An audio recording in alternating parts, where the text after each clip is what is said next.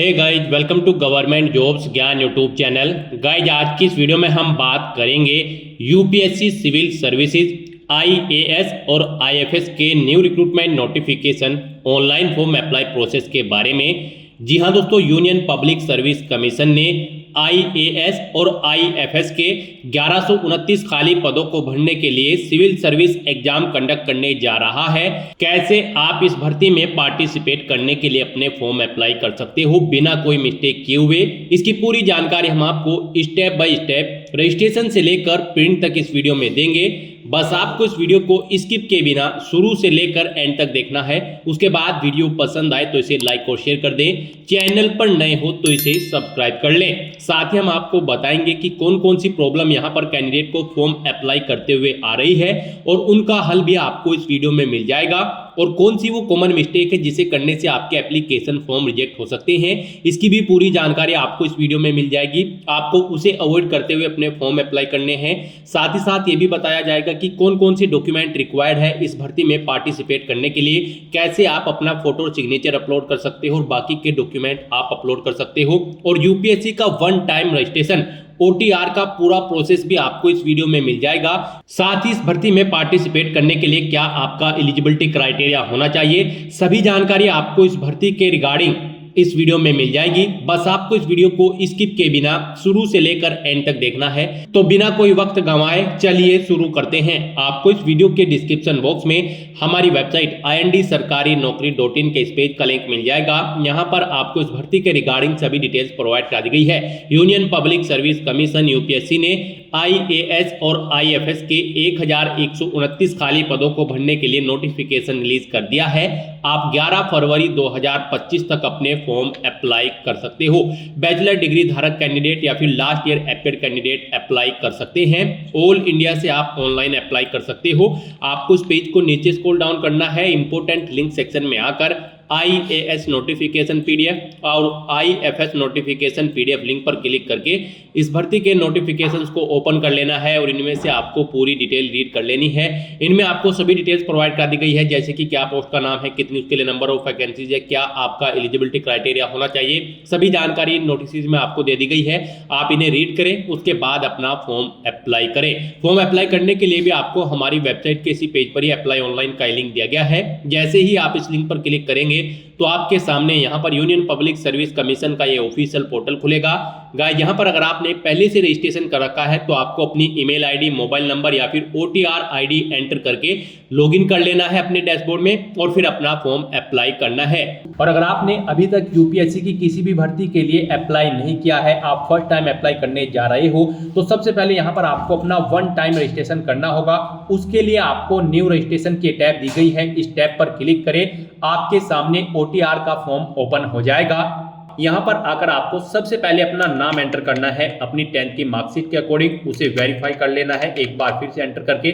उसके बाद यहाँ पर आपसे पूछा गया है कि क्या आपने कभी अपना नाम चेंज किया है, अगर किया है तो यस करें और फिर अपना चेंज नेम यहाँ पर दें, और अगर नहीं किया है तो यहाँ पर आप नो ऑप्शन सेलेक्ट कर लें। उसके बाद आप यहाँ पर अपना जेंडर सेलेक्ट करें, उसे वेरीफाई करें, अपनी डेट ऑफ बर्थ यहाँ पर आप सिलेक्ट करें। उसके बाद वही डेट ऑफ बर्थ एक बार फिर से यहाँ पर सिलेक्ट करके उसे वेरीफाई कर ले। फिर यहाँ पर आप अपने फादर का नाम एंटर करें और उसके बाद यहाँ पर आपको अपने फादर का नाम भी वेरीफाई कर लेना है एक बार फिर से एंटर करके। उसके बाद यहाँ पर आपको अपनी मदर का नाम एंटर करना है, उसे भी वेरीफाई कर लेना है। फिर आपको यहाँ पर अपना माइनॉरिटी स्टेटस देना है, क्या आप माइनॉरिटी कम्युनिटी के अंतर्गत आते हैं, अगर आते हैं तो यस करें और फिर अपनी माइनॉरिटी ऑप्शन कैटेगरी सिलेक्ट करें, आप कौन सी कैटेगरी में आते हैं, और नहीं आते हैं तो यहाँ पर आपको नो ऑप्शन सिलेक्ट कर लेना है। उसके बाद यहाँ पर आपको अपना 10 डिजिट का मोबाइल नंबर एंटर करना है, अपनी ईमेल आईडी एंटर करनी है। कोई अल्टरनेट मोबाइल नंबर या ईमेल आईडी है तो उसे भी आप एंटर कर सकते हो, नहीं तो इन कॉलम्स को आप खाली छोड़ दें। उसके बाद यहाँ पर आपको अपनी 10वीं क्लास का रोल नंबर एंटर कर देना है। फिर आपसे यहाँ पर एक सिक्योरिटी क्वेश्चन आपको सिलेक्ट कर लेना है, अपनी चॉइस के अकॉर्डिंग कोई भी सिक्योरिटी क्वेश्चन सिलेक्ट करें, उसका आंसर दे। एक और क्वेश्चन आप सिलेक्ट करें यहाँ पर सिक्योरिटी क्वेश्चन 2 सेक्शन में, और उसका भी आंसर आप प्रोवाइड करा दें। उसके बाद यहाँ पर आप ये कैप्चा कोड एंटर करें और फिर सबमिट बटन पर क्लिक कर दें। नेक्स्ट आपको आपने पीछे रजिस्ट्रेशन में जो डिटेल्स प्रोवाइड कराई हैं उनका पूरा प्रीव्यू शो कर दिया गया है। आपको सभी डिटेल्स चेकआउट करनी है। कहीं पर कोई मिस्टेक है तो आप अपडेट/चेंज हियर ऑप्शन पर क्लिक करके चेंज कर ले, नहीं है तो आप आई एग्री इस बटन पर क्लिक कर दें। उसके बाद आपके सामने कुछ इस तरह से इंटरफेस ओपन होगा। यहाँ पर आपके रजिस्टर्ड मोबाइल नंबर और ईमेल आईडी पर ओटीपी सबमिट किए गए हैं। वो ओटीपी यहाँ पर आपको एंटर करने हैं और वेरीफाई ओटीपी ऑप्शन पर क्लिक करके अपना मोबाइल नंबर और ईमेल आईडी को वेरीफाई कर लेना है। ओटीपी वेरीफाई करने के बाद आपके रजिस्ट्रेशन का फर्स्ट स्टेप यहाँ पर कंप्लीट हो चुका है। आपको सभी डिटेल्स प्रोवाइड करा दी गई है। आपको इसका एक प्रिंट आउट ले लेना है फ्यूचर यूज के लिए, या फिर इसे नोट डाउन करके रख लेना है। साथ ही साथ आपको एक ओटीआर आईडी प्रोवाइड कराई गई है। ये ओटीआर आईडी और एक पासवर्ड आपको आपकी रजिस्टर्ड मेल आईडी पर भी सबमिट किए गए हैं और ये ओटीआर आईडी आपके रजिस्टर्ड मोबाइल नंबर पर भी सबमिट की गई है। आपको इन्हें केयरफुली नोट डाउन करके रख लेना है फ्यूचर यूज के लिए। इस स्टेप को कंप्लीट करने के बाद आपको दोबारा से यहाँ पर लॉगिन की स्टेप पर क्लिक करना है। उसके बाद आपके सामने यहाँ पर लॉगिन का इंटरफेस ओपन होगा। गाइस, यहाँ पर आप ओटीआर आईडी के थ्रू लॉगिन कर सकते हैं या फिर मोबाइल नंबर के थ्रू या फिर ईमेल आईडी के थ्रू।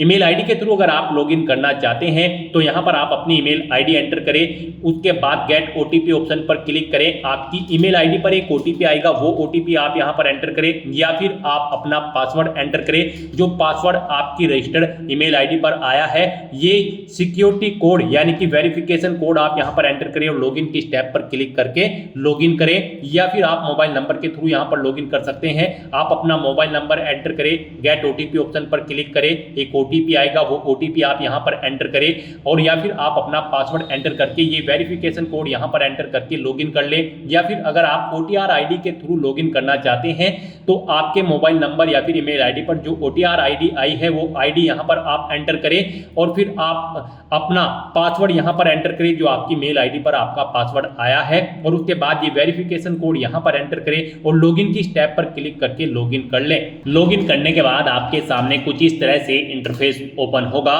यहां पर अगर आप कुछ चेंज करना चाहते हैं अपने रजिस्ट्रेशन में, जैसे कि अपने जेंडर में, तो क्लिक टू चेंज जेंडर इस ऑप्शन पर क्लिक करें और अपना जेंडर चेंज कर ले। और अगर आप अपने माइनॉरिटी स्टेटस में चेंज आउट करना चाहते हैं तो क्लिक टू चेंज ऑप्शन पर क्लिक करके इसमें भी आप चेंज कर सकते हैं। नहीं तो यहां पर अब आपको अपना नया पासवर्ड क्रिएट करना है। यहां पर गाइड अब आपको अपना नया पासवर्ड क्रिएट करना है। इसके लिए आपको गाइडलाइन दी गई है, आपका पासवर्ड कम से कम 8 कैरेक्टर का होना चाहिए और ये अल्फा न्यूमेरिक फॉर्मेट में होना चाहिए। मींस आपके पासवर्ड में कम से कम एक अपर केस कैरेक्टर, एक लोअर केस कैरेक्टर, एक इंटीजर नंबर और एक स्पेशल कैरेक्टर जैसे कि @ या फिर डॉलर होना चाहिए। वही पासवर्ड आपको यहां पर एक बार फिर से एंटर करके कंफर्म कर लेना है। हम आपको पासवर्ड का सैंपल दिखा रहे हैं, इसके अकॉर्डिंग आपको अपना पासवर्ड क्रिएट करना है। तो आपका अपना पासवर्ड कुछ इस फॉर्मेट में रेडी करना है। इसमें आपका एक अपर केस कैरेक्टर, एक लोअर केस कैरेक्टर, एक इंटीजर नंबर और एक स्पेशल कैरेक्टर होना चाहिए और इसकी लेंथ कम से कम 8 कैरेक्टर की होनी चाहिए। तो इस फॉर्मेट में आपको अपना पासवर्ड यहां पर क्रिएट करना है। उसके बाद आपको सबमिट बटन पर क्लिक कर देना है। सबमिट बटन पर क्लिक करने के बाद आप अपने डैशबोर्ड से लॉग आउट करें और फिर अब यहां पर आप इनमें से ईमेल आईडी, मोबाइल नंबर या फिर ओटीआर आईडी के थ्रू अपने डैशबोर्ड में दोबारा से लॉगिन करें। अपने नए पासवर्ड को एंटर करने के बाद यहां पर आप अपनी ओटीआर आईडी एंटर करें, अपना नया पासवर्ड एंटर करें जो आपने चेंज किया है, ये वेरिफिकेशन कोड यहां पर एंटर करें और लॉगिन बटन पर क्लिक करके लॉगिन कर लें। नेक्स्ट आपके सामने कुछ इस तरह से इंटरफेस ओपन होगा। गाइस, यहां पर हम आपको यूपीएससी का ओटीआर वन टाइम रजिस्ट्रेशन करके दिखा रहे हैं। इसे कंप्लीट करने के बाद आप यूपीएससी में निकलने वाली सभी भर्तियों पर अप्लाई करने के लिए एलिजिबल हो जाएंगे। सभी भर्तियों पर अप्लाई करने से पहले आपको ऐसे ही ओटीआर करना पड़ता है, बिना इसके आप यूपीएससी की किसी भी भर्ती के लिए अप्लाई नहीं कर पाओगे। तो यहां पर आने के बाद आपको अपने डैशबोर्ड में अपनी ओटीआर की प्रोफाइल को कंप्लीट करना है। सबसे पहले यहां पर आपको अपनी पर्सनल इंफॉर्मेशन प्रोवाइड करानी है, तो आप यहां पर पर्सनल इंफॉर्मेशन के इस लिंक पर क्लिक करें। उसके बाद आपके सामने कुछ इस तरह से इंटरफेस ओपन होगा।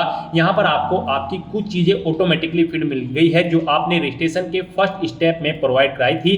आपको इस पेज को नीचे स्क्रॉल डाउन करना है और यहां पर सबसे पहले अब आपको अपनी सिटीजनशिप सेलेक्ट कर लेनी है, फिर आपको अपनी मातृभाषा यहां पर सिलेक्ट कर लेनी है। उसके बाद यहां पर आपको अपना मैरिटल स्टेटस सिलेक्ट कर लेना है, आप मैरिड हो या फिर अनमैरिड। प्लेस ऑफ बर्थ आप यहां पर एंटर सेलेक्ट करें, आप इंडिया से हैं या फिर आउटसाइड ऑफ इंडिया से। उसके बाद यहाँ पर आप अपना पोस्ट ऑफिस का नाम एंटर करें, सिटी या टाउन या फिर विलेज का नाम एंटर करें, अपना स्टेट यहाँ पर आप सिलेक्ट करें, उसके बाद आप अपना डिस्ट्रिक्ट यहाँ पर सिलेक्ट करें, फिर आप अपना पिन कोड यहाँ पर एंटर कर दें। उसके बाद यहाँ पर आपको अपनी कम्युनिटी सिलेक्ट कर लेनी है, आप जिस भी कम्युनिटी से बिलोंग करते हैं। फिर अगर आप रिजर्व कैटेगरी से बिलोंग करते हो तो आप अपना कास्ट का सर्टिफिकेट नंबर यहाँ पर एंटर करें और फिर डेजिग्नेशन सिलेक्ट करें, किसने आपको आपका कास्ट सर्टिफिकेट प्रोवाइड कराया है, जैसे कि तहसीलदार या फिर मैजिस्ट्रेट या फिर पटवारी या फिर कलेक्टर। आप ऑप्शन सिलेक्ट करें, फिर आप स्टेट सिलेक्ट करें, किस स्टेट का आपके पास यहाँ पर ये कास्ट सर्टिफिकेट है वो यहाँ पर आप सिलेक्ट कर लें।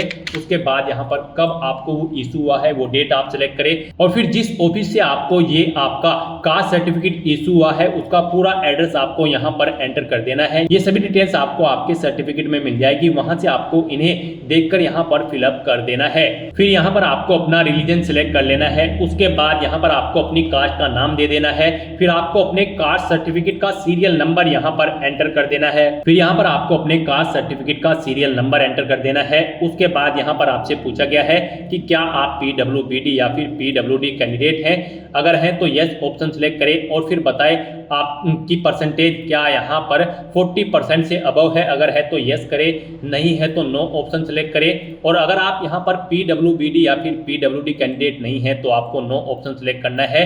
उसके बाद यहाँ पर आपको अपना फोटो आइडेंटिटी कार्ड यहाँ पर सिलेक्ट कर लेना है, कोई भी एक फोटो आइडेंटिटी कार्ड यहाँ पर आपको प्रोवाइड कराना है। आप ऑप्शन सिलेक्ट करें, driving licence, PAN card, passport या फिर वोटर ID।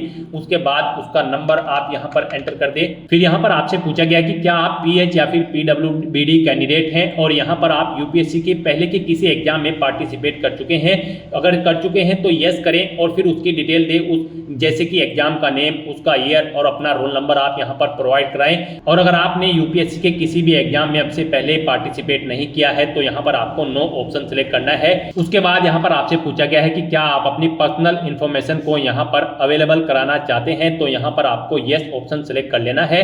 उसके बाद यहाँ पर आपको चेकबॉक्स को ओके करना है और सेव के इस बटन पर क्लिक करके अपनी पर्सनल इंफॉर्मेशन को सेव कर देना है। इस तरह से आपकी पर्सनल इंफॉर्मेशन यहाँ पर सेव हो जाएगी। इसके सामने आपको ओके का ग्रीन कलर का टिक मिल जाएगा।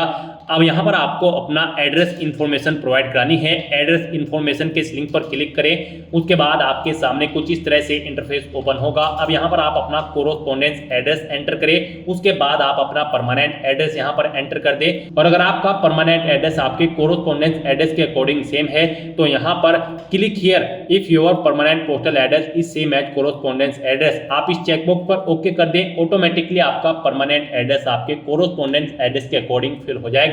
उसके बाद आप सेव के इस बटन पर क्लिक करके अपनी एड्रेस की इंफॉर्मेशन को आप सेव कर दें। एड्रेस की इंफॉर्मेशन प्रोवाइड कराने के बाद आपको अपना फोटो और सिग्नेचर अपलोड करने हैं, तो आप फोटो एंड साइन अपलोड इस लिंक पर क्लिक करें। आपके सामने कुछ इस तरह से इंटरफेस शो होगा।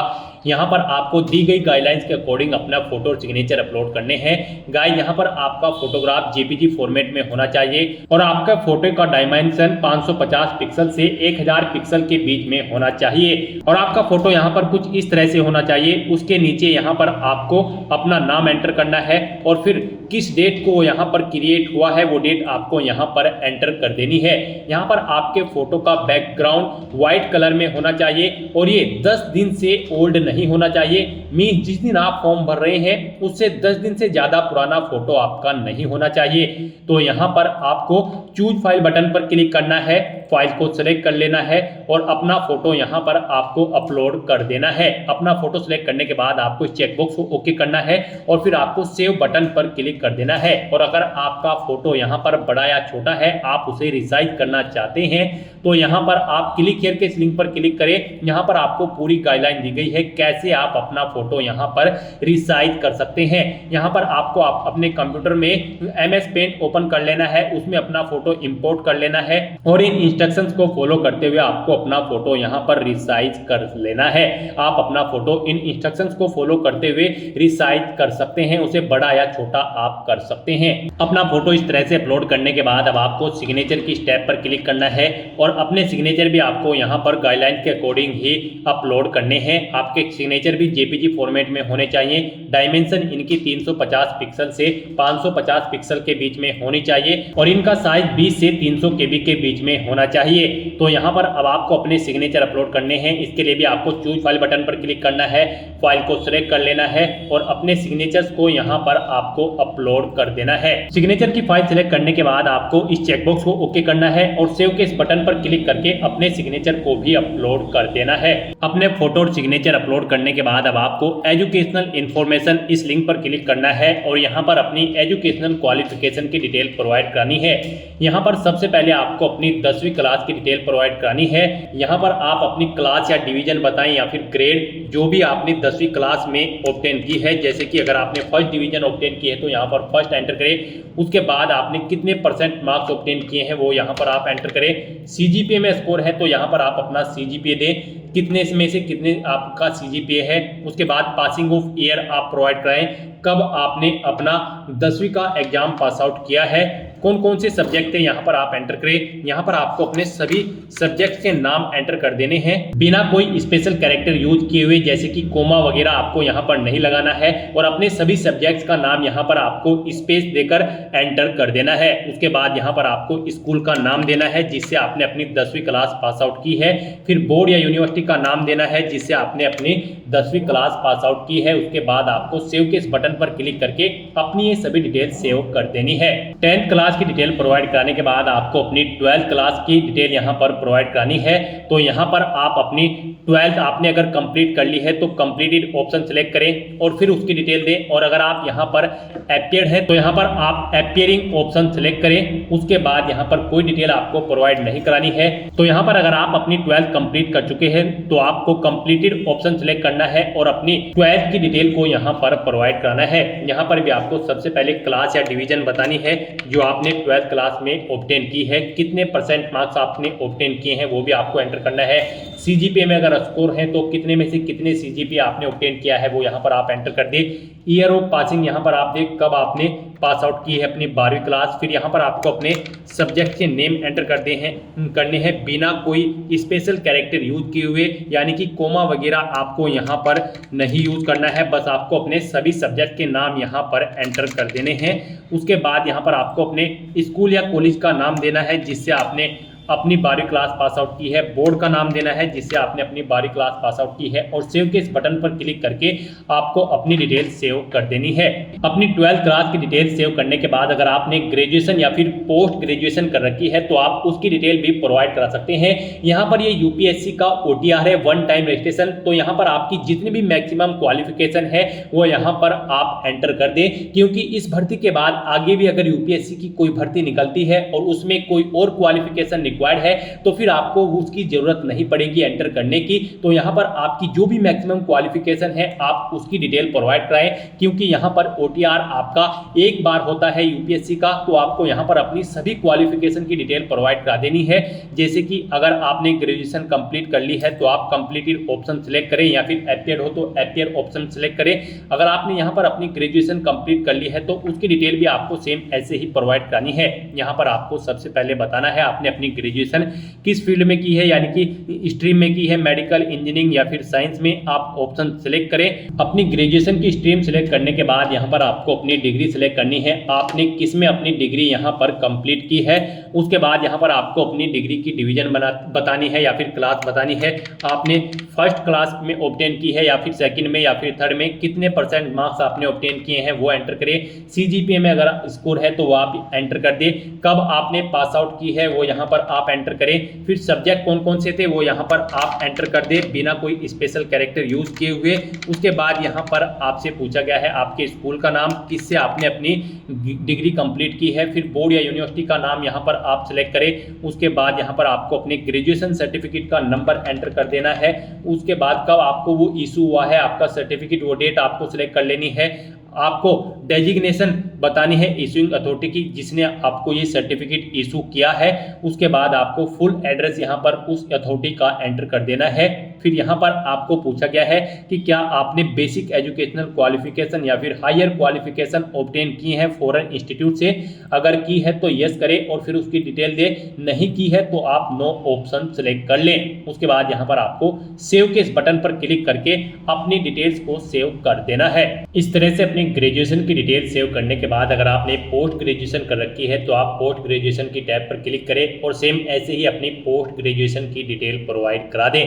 तो यहाँ पर आपने जो भी मैक्सिमम क्वालिफिकेशन कर रखी है तो उसकी डिटेल आप प्रोवाइड करा दें और उन्हें सेव करने के बाद आपको फिर डॉक्यूमेंट्स अपलोड इस लिंक पर क्लिक करना है। नेक्स्ट यहाँ पर आपको अपने कुछ डॉक्यूमेंट्स अपलोड करने हैं। यहाँ पर आपको अपनी 10वीं की मार्कशीट और यहाँ पर 12वीं की मार्कशीट और फोटो आईडी प्रूफ आपको अपलोड करना है।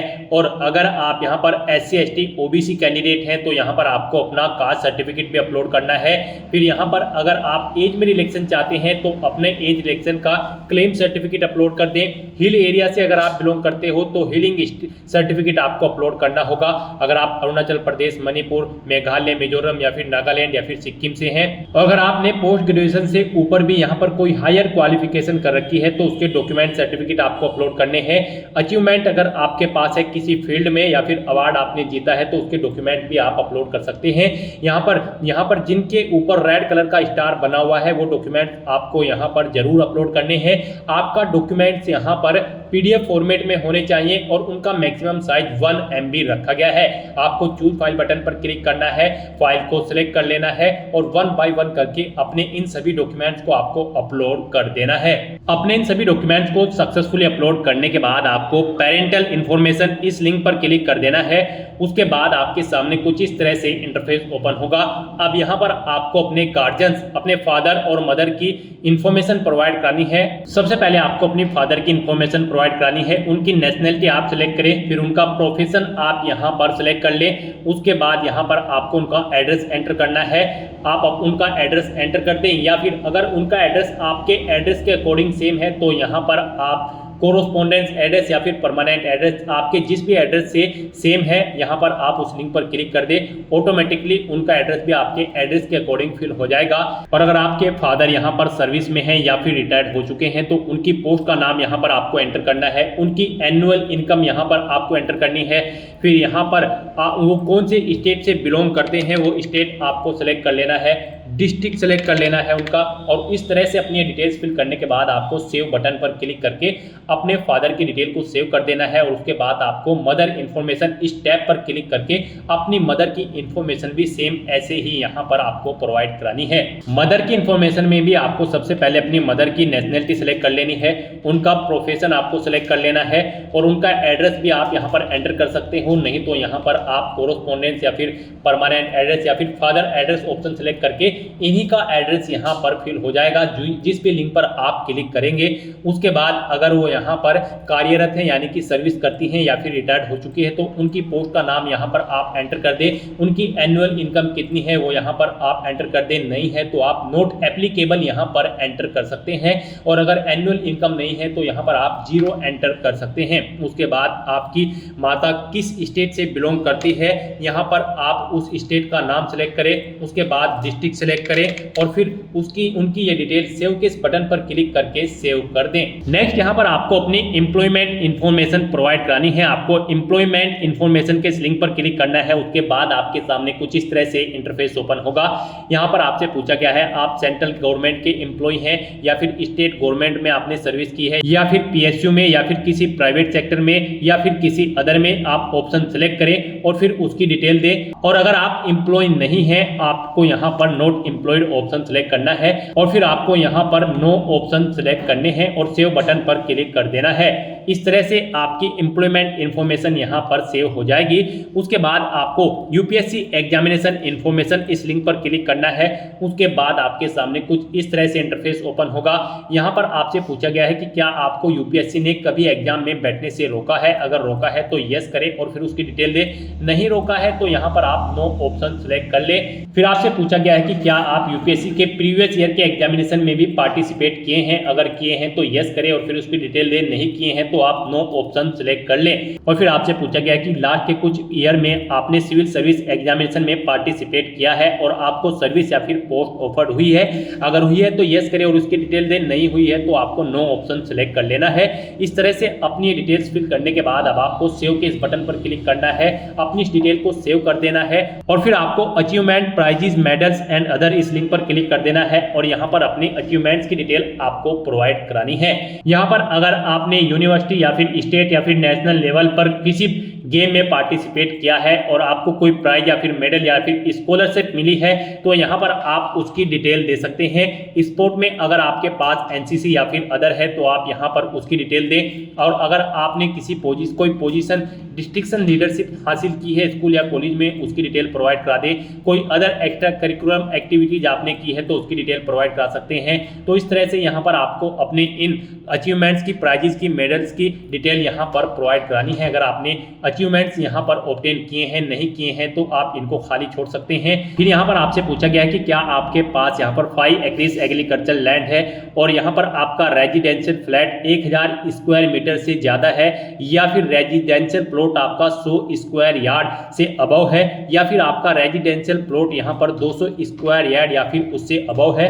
अगर इनमें से कोई भी ऑप्शन है तो आप यस ऑप्शन सेलेक्ट करें, नहीं तो नो ऑप्शन सेलेक्ट करें। फिर यहाँ पर आपको अपनी लैंग्वेज की डिटेल प्रोवाइड करानी है। कौन कौन सी लैंग्वेज आप जानते हैं, जैसे कि हिंदी, और उसे आप रीड, राइट, स्पीक और जो भी जानते हैं यहाँ पर आप ऑप्शन सेलेक्ट करें। और फिर एग्जामिनेशन आपने कौन सा पास आउट किया है वो एग्जामिनेशन आप यहाँ पर एंटर कर दें। इस तरह से यहाँ पर आपको अपनी लैंग्वेज की डिटेल प्रोवाइड करनी है। अगर आप एक से ज्यादा लैंग्वेज जानते हैं तो यहाँ पर ऐड के इस बटन पर क्लिक करें, फिर यहाँ पर आप अपनी दूसरी लैंग्वेज सेलेक्ट करें और उसकी डिटेल दें। इस तरह से अपनी लैंग्वेज की डिटेल आपको यहाँ पर प्रोवाइड करनी है और फिर आपको सेव के इस बटन पर क्लिक करके अपनी ये डिटेल सेव कर देनी है। इस तरह से आपके वन टाइम रजिस्ट्रेशन की प्रोफाइल आपकी कंप्लीट हो जाएगी। यहाँ पर इन सभी ऑप्शन के सामने आपको ग्रीन कलर का ओके का टिक मिल जाएगा।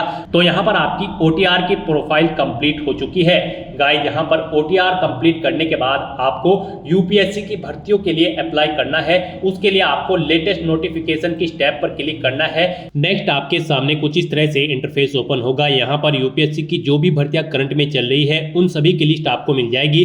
यहाँ पर आप सिविल सर्विस प्री एग्जाम और civil service and Indian forest service examination के सेक्शन में आकर क्लिक हियर फॉर पार्ट 1 भाग 1 के लिए यहाँ क्लिक करें। आप इस लिंक पर क्लिक करें, उसके बाद आपके सामने यहाँ पर ये इंस्ट्रक्शंस ओपन होंगे। आपको इन्हें रीड करना है, पेज को नीचे स्क्रॉल करना है और यस हाँ इस ऑप्शन पर क्लिक कर देना है। उसके बाद आपको ओके के पॉपअप पर क्लिक कर देना है। नेक्स्ट आपके सामने कुछ इस तरह से इंटरफेस ओपन होगा। यहाँ पर आपका भाग 1 का जो पंजीकरण है वो यहाँ पर आपका ऑटोमेटिकली आपके ओटीआर से फिलअप कर दिया गया है। सभी ओके के निशान आपको यहाँ पर शो हो जाएंगे। उसके बाद यहाँ पर आपको चेकबॉक्स को ओके करना है और आई एग्री इस ऑप्शन पर क्लिक कर देना है। फिर आपको आपके डैशबोर्ड में रिडायरेक्ट कर दिया जाएगा। यहाँ पर आप पार्ट 1 के लिए अप्लाई कर चुके हो। अब आपको यहाँ पर भाग 2 के लिए यहाँ क्लिक करें, इस लिंक पर क्लिक कर देना है। उसके बाद आपके सामने यहाँ पर कुछ इस तरह से इंटरफेस ओपन होगा। यहाँ पर भी आपको मोस्टली सभी चीज़ें ऑटोमेटिकली फिल मिल जाएगी। आपकी ओटीआर से यहाँ पर फिलअप इनको कर दिया गया है। अब यहाँ पर बस आपको अपनी एजुकेशनल क्वालिफिकेशन की डिटेल देनी है। यहाँ पर आप पास आउट हो चुके हो या फिर फाइनल ईयर में अपेयर्ड हो ग्रेजुएशन में, यहाँ पर आप ऑप्शन सेलेक्ट करें। पास आउट अगर आप हैं तो फिर यहाँ पर आप सेलेक्ट करें किस सब्जेक्ट में आपने अपनी यहाँ पर ग्रेजुएशन कंप्लीट की है, आप ऑप्शन सेलेक्ट करें। फिर आपसे पूछा गया है आप किस परीक्षा के लिए सम्मिलित होना चाहते हैं, आईएएस सिविल सर्विस या फिर इंडियन फॉरेस्ट सर्विस या फिर दोनों के लिए। आप अपनी चॉइस के अकॉर्डिंग यहाँ पर ऑप्शन सेलेक्ट करें। यहाँ पर गाइड आपको Indian civil service IAS exam में पार्टिसिपेट करने के लिए आपके पास बैचलर डिग्री यानी कि ग्रेजुएट डिग्री होनी जरूरी है किसी भी डिसिप्लिन के अंतर्गत किसी वेल रिकॉग्नाइज्ड यूनिवर्सिटी से। और अगर आप IFS Indian forest service exam के लिए अप्लाई करना चाहते हैं तो आपके पास बैचलर डिग्री होनी जरूरी है और उसमें आपके पास एक सब्जेक्ट के रूप में होना चाहिए सब्जेक्ट जैसे कि animal husbandry and veterinary science या फिर बोटनी के अंतर्गत या फिर केमिस्ट्री या फिर जियोलॉजी या फिर मैथमेटिक्स या फिर फिजिक्स, स्टैटिक्स एंड जियोलॉजी या फिर एग्रीकल्चर या फिर इसके इक्विवेलेंट में आपके पास ग्रेजुएट डिग्री होनी चाहिए। तो यहाँ पर आप अपनी एजुकेशनल क्वालिफिकेशन के सब्जेक्ट सेलेक्ट करें और फिर यहाँ पर आप बताएं आईएएस, आईएफएस या फिर दोनों के लिए अप्लाई करना चाहते हैं। उसके बाद यहाँ पर आपको आपका एड्रेस भी ऑटोमेटिकली फिट मिल जाएगा। यहाँ पर आप इस पेज को नीचे स्क्रॉल डाउन करें और फिर कंटिन्यू / आगे बढ़ें इस ऑप्शन पर क्लिक कर दें। नेक्स्ट आपके सामने कुछ इस तरह से इंटरफेस ओपन होगा। अब यहाँ पर आपसे पूछा गया है क्या आप एज में रिलैक्सेशन चाहते हैं। अगर चाहते हैं तो यस करें, नहीं तो नो ऑप्शन सेलेक्ट करें। फिर यहाँ पर आपको आपकी ग्रेजुएशन की जो डिग्री है उसका सर्टिफिकेट आपको दिखा दिया गया है। आप यू डॉक्यूमेंट अपलोडेड इस ऑप्शन पर क्लिक करके अपनी एजुकेशनल क्वालिफिकेशन ग्रेजुएट डिग्री की जो डिग्री है उसे चेकआउट कर सकते हो। ऐसे ही आप यहाँ पर अपनी रिजर्व कैटेगरी का जो सर्टिफिकेट है उसे भी चेकआउट कर सकते हो। यू डॉक्यूमेंट अपलोडेड इस ऑप्शन पर क्लिक करके ये डॉक्यूमेंट आपने रजिस्ट्रेशन टाइम पे अपलोड किए थे, आप इन्हें चेकआउट कर सकते हो। उसके बाद यहाँ पर आपको कंटिन्यू / आगे बढ़े इस ऑप्शन पर क्लिक करना है। नेक्स्ट यहाँ पर आपको बताना है आपने ग्रेजुएशन में कितने % मार्क्स ऑब्टेन किए हैं, आप यहाँ पर एंटर करें। उसके बाद यहाँ पर आपसे पूछा गया है आपने आईएएस के एग्जाम में इससे पहले कितनी बार पार्टिसिपेट किया है, आप यहाँ पर एंटर करें। 1 या 2 बार, जितनी बार भी आपने प्रयास किया है या इससे पहले आप आईएएस के एग्जाम में बैठे हैं वो संख्या आप यहाँ पर एंटर कर दें। और अगर फर्स्ट टाइम आप यहाँ पर पार्टिसिपेट करने जा रहे हो आईएएस के एग्जाम में तो यहाँ पर आपको 0 एंटर कर देना है। उसके बाद यहाँ पर आपको अपना CSM परीक्षा के लिए केंद्र सेलेक्ट करना है, जिस केंद्र पर आप परीक्षा में पार्टिसिपेट करना चाहते हैं। फिर पेपर 1 से पेपर 4 की परीक्षा के लिए आप भाषा का माध्यम सेलेक्ट करें, किस भाषा में आप अपना पेपर चाहते हैं यहाँ पर आप ऑप्शन सेलेक्ट कर लें। उसके बाद यहाँ पर आपसे 6ठे और 7वें पेपर के लिए वैकल्पिक विषय आपको सेलेक्ट करना है। उसके बाद यहाँ पर आपको 6ठे और 7वें पेपर के वैकल्पिक विषय की भाषा का माध्यम आपको सेलेक्ट करना है। उसके बाद पूछा गया है आपसे क्या आप अरुणाचल प्रदेश, मणिपुर, मेघालय, मिजोरम, नागालैंड, सिक्किम के रहने वाले हैं। अगर हैं तो यस ऑप्शन सेलेक्ट करें और फिर अपनी डिटेल दें, नहीं है तो आपको यहाँ पर नो ऑप्शन सेलेक्ट कर लेना है। फिर यहाँ पर आप पेपर ए हेतु यहाँ पर भाषा का चयन करें। उसके बाद यहाँ पर आपसे पूछा गया है आप आईएफएस के एग्जाम के लिए परीक्षा केंद्र सेलेक्ट करें, किस केंद्र पर आप परीक्षा में पार्टिसिपेट करना चाहते हैं। प्रथम वैकल्पिक विषय सिलेक्ट करें, दूसरा वैकल्पिक विषय सिलेक्ट करें। और फिर यहाँ पर आपसे पूछा गया है कि क्या आप पहले भी आईएफएस के एग्जाम में पार्टिसिपेट किए हैं। अगर किए हैं तो जितनी बार आपने पार्टिसिपेट किया है 1, 2 या 3 आप यहाँ पर एंटर करें। और नहीं आपने पार्टिसिपेट किया है, फर्स्ट टाइम आप पार्टिसिपेट करने जा रहे हो आईएफएस के एग्जाम में तो यहाँ पर आपको 0 मेंशन कर देना है। इस तरह से अपनी सभी डिटेल्स फिल करने के बाद आपको कंटिन्यू / आगे बढ़े इस ऑप्शन पर क्लिक करना है। नेक्स्ट आपको आपके एप्लीकेशन फॉर्म का पूरा प्रीव्यू शो कर दिया गया है। आपको सभी डिटेल्स 1 बाय 1 करके केयरफुली चेकआउट करनी है। पेज को नीचे स्क्रॉल डाउन करना है, कहीं पर कोई मिस्टेक है तो आप यहां पर अपडेट ऑप्शन पर क्लिक करके अपडेट कर सकते हैं, नहीं तो आपको यहां पर ये कैप्चा कोड एंटर करना है और फिर आपको आई एग्री मैं सहमत हूं इस ऑप्शन पर क्लिक कर देना है। इस तरह से यहाँ पर आपका आईएएस एंड आईएफएस एग्जाम का पार्ट 2 का रजिस्ट्रेशन फॉर्म सक्सेसफुली कंप्लीट हो चुका है।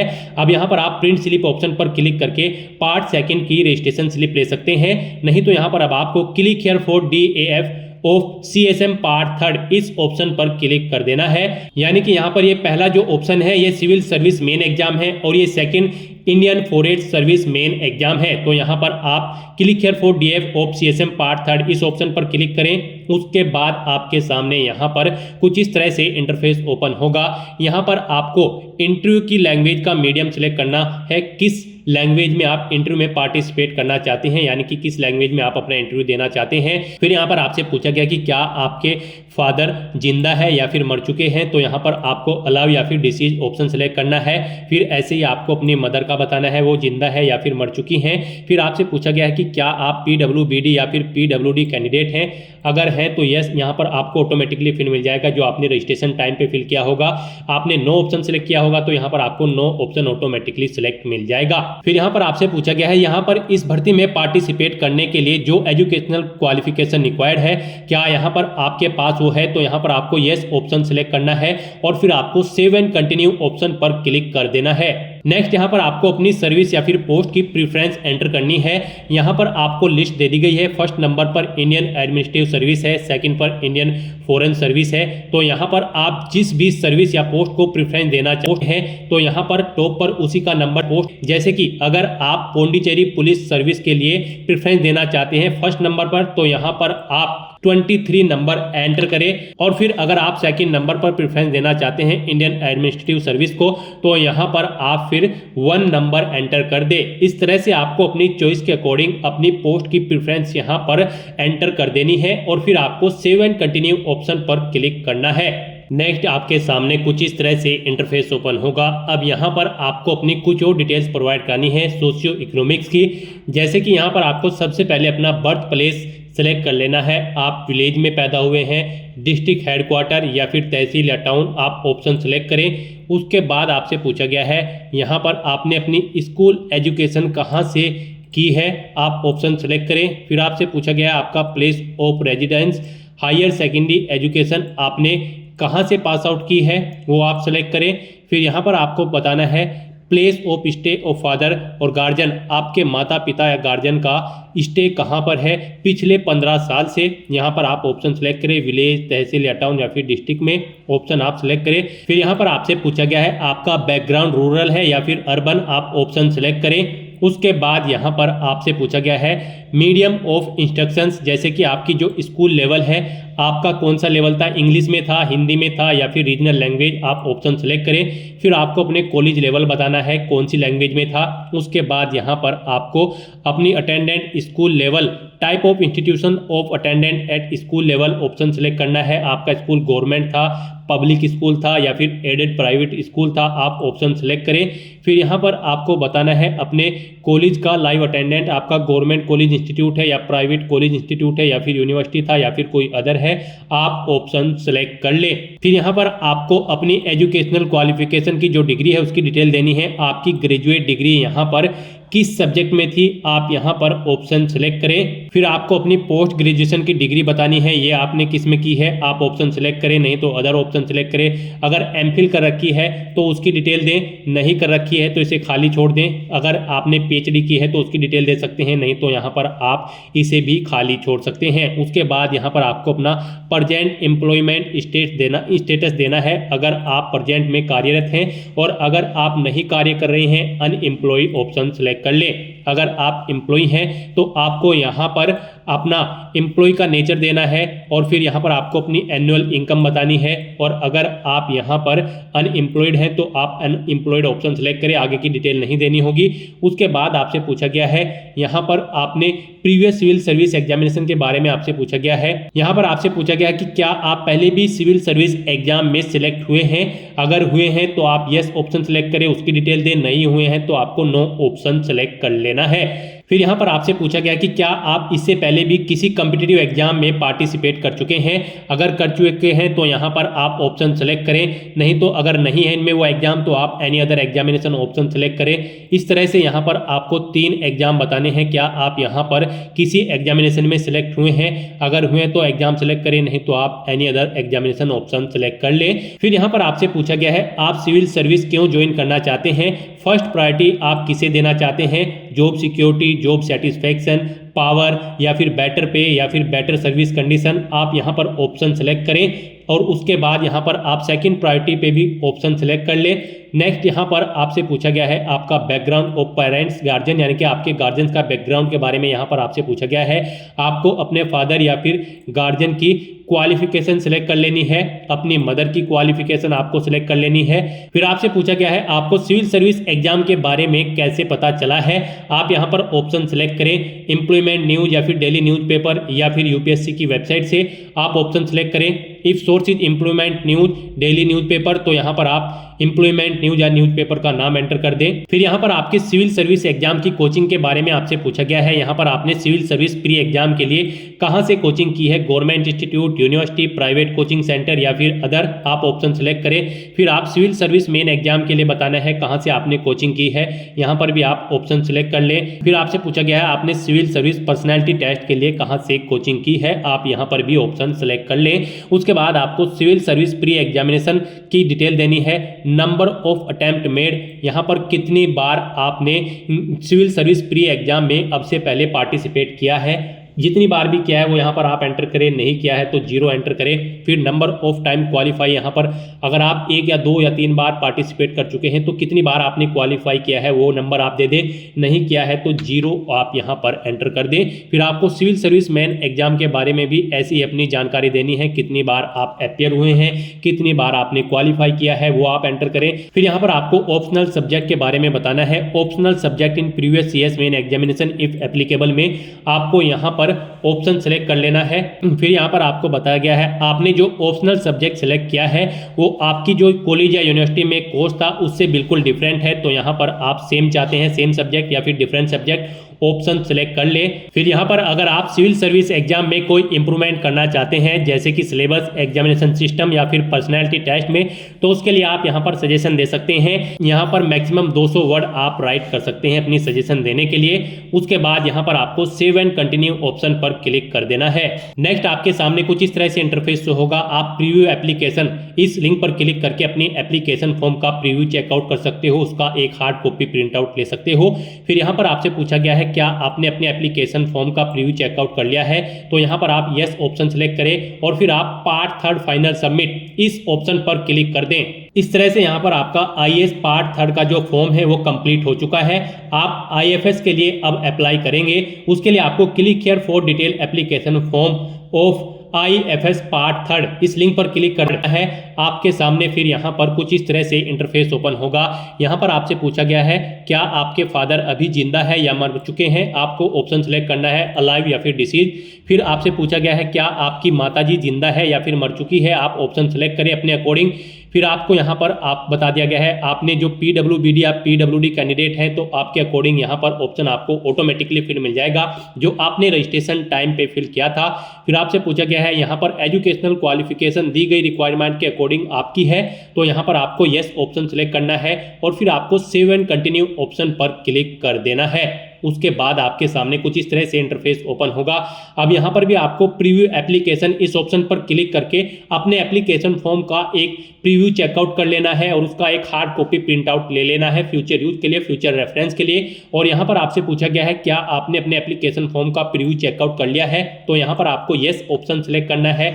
उसके बाद पेज को नीचे स्क्रॉल डाउन करना है और फिर आपको यहाँ पर पार्ट 3 फाइनल सबमिट इस ऑप्शन पर क्लिक कर देना है। इस तरह से यहाँ पर आपके एप्लीकेशन फॉर्म के रजिस्ट्रेशन के सभी पार्ट कंप्लीट हो जाएंगे। अब आपको आपके डैशबोर्ड में आकर centre selection and agreeing to declaration इस लिंक पर क्लिक कर देना है। उसके बाद आपके सामने कुछ इस तरह से इंटरफेस ओपन होगा। अब यहाँ पर आप अपना एग्जामिनेशन सेंटर सेलेक्ट करें जहाँ पर आप एग्जाम में पार्टिसिपेट करना चाहते हैं। उसके बाद यहाँ पर आपको डिक्लेरेशन घोषणा पत्र को रीड करना है और फिर आपको यहाँ पर I have read the declaration and agree, मैंने घोषणा पत्र को पढ़ लिया है और मैं सहमत हूँ। अब आपको यहाँ पर इस ऑप्शन पर क्लिक कर देना है फाइनली सबमिट। इस तरह से आपका एप्लीकेशन फॉर्म सक्सेसफुली सबमिट हो जाएगा। अब यहाँ पर आपको for application status of civil service pre examination 2025 इस लिंक पर क्लिक कर देना है। उसके बाद आपके सामने कुछ इस तरह से इंटरफेस ओपन होगा। यहाँ से आप चेकआउट कर सकते हो आपका आईएएस और आईएफएस का जो एग्जाम है सिविल सर्विस एग्जाम, इनमें यहाँ पर आपको सभी स्टेप में कंप्लीटेड ऑप्शन शो हो जाएगा और आप यहाँ पर क्लिक हियर लिंक पर क्लिक करके अपने एप्लीकेशन फॉर्म का एक हार्ड कॉपी प्रिंट आउट ले सकते हो फ्यूचर यूज के लिए, फ्यूचर रेफरेंस के लिए। गाइस हमने यहाँ पर आपको ये फॉर्म एससी कैटेगरी से फिल करके दिखाया है। SC ST pH female candidate को फीस जमा नहीं करानी है, बिल्कुल फ्री ऑफ कॉस्ट वो अप्लाई कर सकते हैं। और अगर आप जनरल या फिर ओबीसी कैंडिडेट हैं तो आपको 100 रुपये फीस के रूप में जमा कराने होंगे debit card, credit card, net banking या फिर चालान फॉर्म के थ्रू। तो यहाँ पर आप अपना फीस पेमेंट कर दें अगर आप जनरल या ओबीसी कैंडिडेट हैं, उसके बाद फिर आपका फॉर्म कंसिडर होगा। तो दोस्तों ऐसे आप यूपीएससी, आईएएस और आईएफएस के 1129 खाली पदों के लिए अपने फॉर्म अप्लाई कर सकते हो बिना कोई मिस्टेक किए हुए। आज की इस वीडियो में बस इतना ही। आई होप ये वीडियो आपको पसंद आई होगी। अगर पसंद आई हो तो इसे लाइक और शेयर करें। चैनल पर नए हो तो इसे सब्सक्राइब कर लें। Thanks for watching.